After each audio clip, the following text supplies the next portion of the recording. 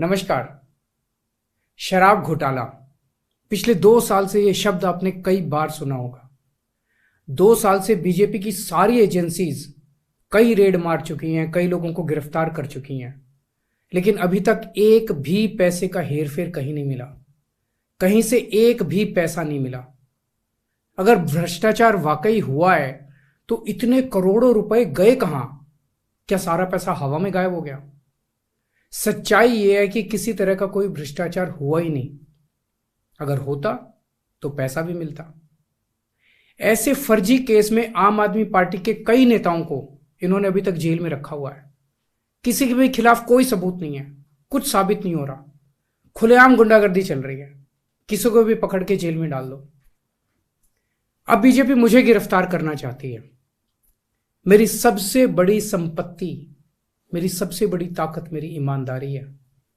झूठे आरोप लगा के, फर्जी समन भेज के ये मुझे बदनाम करना चाहते हैं, मेरी ईमानदारी पे चोट करना चाहते हैं। इन्होंने मुझे समन भेजे हैं। मेरे वकीलों ने मुझे बताया कि ये समन गैर कानूनी है। क्यों गैर कानूनी है? ये मैंने इनको विस्तार से लिख के भेजा है। मैंने बताया है कि उनके समन कैसे गैर कानूनी है, लेकिन उन्होंने मेरी एक भी बात का जवाब नहीं दिया। इसका मतलब उनके पास मेरी बातों का जवाब नहीं है।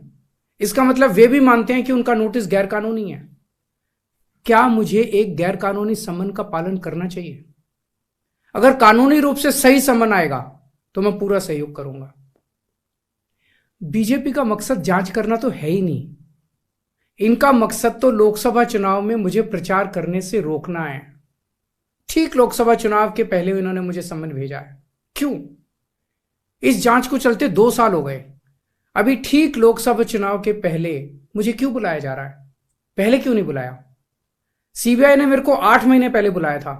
मैं सीबीआई में गया था, उनके सारे जवाब भी दिए थे। लेकिन अब ये लोग ठीक लोकसभा चुनाव के 2 महीने पहले मुझे बुला रहे हैं। तो बीजेपी का मकसद कोई पूछताछ करना थोड़ी है। इनका मकसद है पूछताछ के बहाने केजरीवाल को बुला लो और उसे गिरफ्तार कर लो, ताकि मैं लोकसभा चुनाव में प्रचार ना कर पाऊं। आज बीजेपी भ्रष्टाचारियों को नहीं पकड़ रही, बल्कि खुलेआम ईडी और सीबीआई का इस्तेमाल करके दूसरी पार्टियों के नेताओं को तोड़ के बीजेपी में शामिल करवाने का काम किया जा रहा है। एक नहीं, 2 नहीं, कितने उदाहरण हैं जहां किसी पार्टी के नेता के खिलाफ ईडीआई सीबीआई के मामले चल रहे थे या उन पे गंभीर आरोप लगे हुए थे।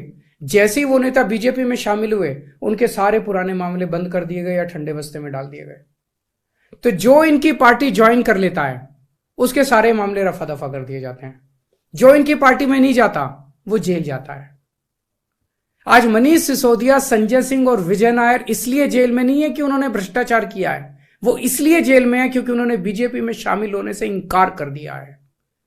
आज हम बीजेपी का मुकाबला क्यों कर पा रहे हैं? क्योंकि हमने कोई भ्रष्टाचार नहीं किया। अगर हमने जरा सा भी गलत काम किया होता तो दूसरे भ्रष्टाचारी नेताओं की तरह आज भी हम बीजेपी में शामिल हो चुके होते आज तक। इस तरह देश के ईमानदार नेताओं को जेल में डाल के और भ्रष्टाचारियों को अपनी पार्टी में शामिल करवा के ऐसे तो देश आगे नहीं बढ़ सकता। ये क्या चल रहा है? ये जो कुछ भी चल रहा है बहुत खतरनाक है। ये हमारे जनतंत्र के लिए बहुत गलत है। इसे रोकना होगा। मैं हमेशा देश के लिए लड़ा हूं। मेरा तन मन धन देश के लिए है। मेरी एक एक सांस देश के लिए है। मेरी खून की एक एक बूंद देश के लिए है। मेरे शरीर का एक एक कतरा देश के लिए समर्पित है।